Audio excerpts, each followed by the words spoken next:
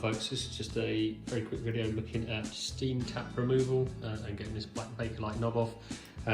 Just because I've seen that asked a few times recently and I was doing this anyway. So you need a 14mm spanner, which you can just use to remove this retaining nut here.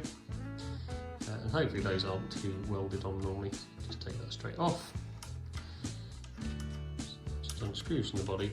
Once you've done that, the whole steam tap itself, if you unscrew it, so as if you were opening it to let the steam come out, and then once you get to a certain point, you basically just need to keep going.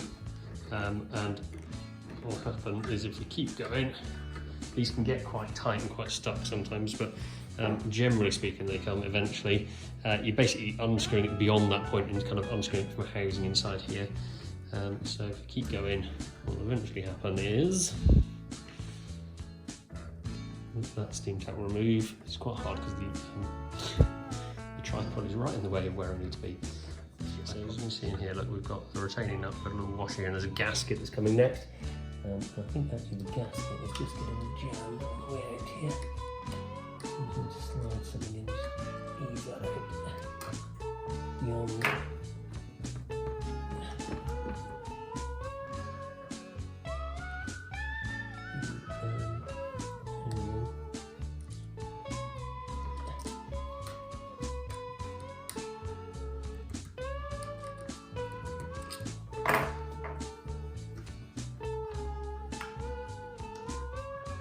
Oh goodness, right.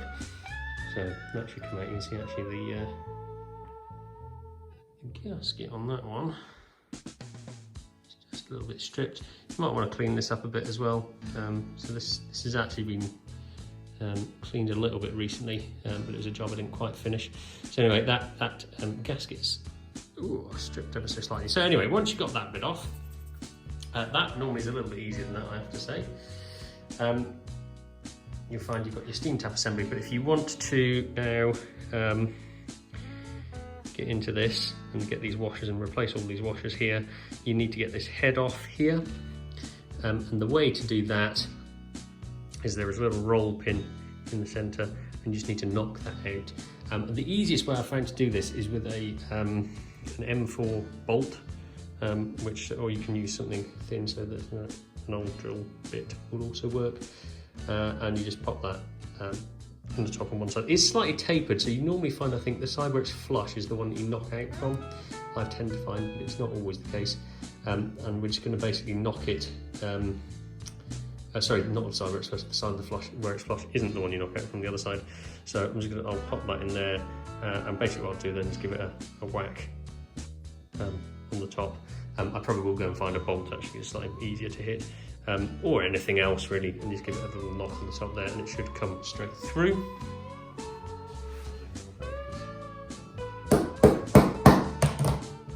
Just want to illustrate.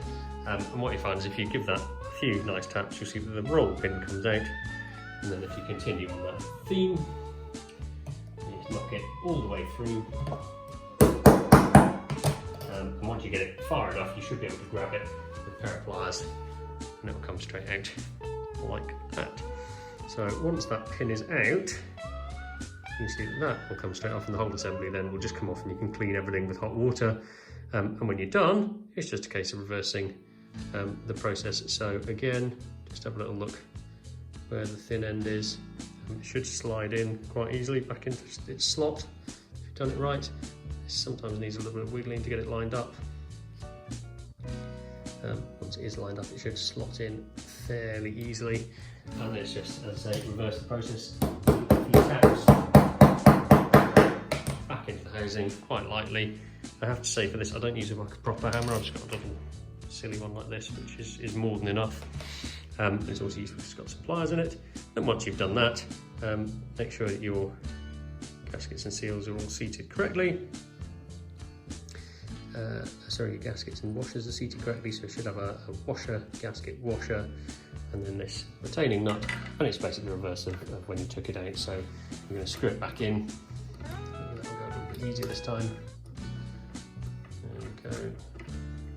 That.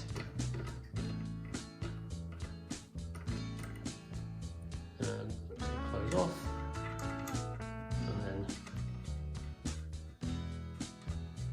hold back that retaining nut. And for me, I don't over tighten this particularly, so I'll just give it a little tweak. So we'll just tighten it up to the point where it stops, so just quite lightly here. Just getting it to the point where it is snug. I could probably untighten that a little bit further, but hey ho. So we're just getting to that point now, so it's back snug there, and I'll just give it a small extra, and then probably what I'll do is just test it and see if that's all right, and if it's working fine, then we'll just leave it there. Okay, hope that's been helpful. Cheers.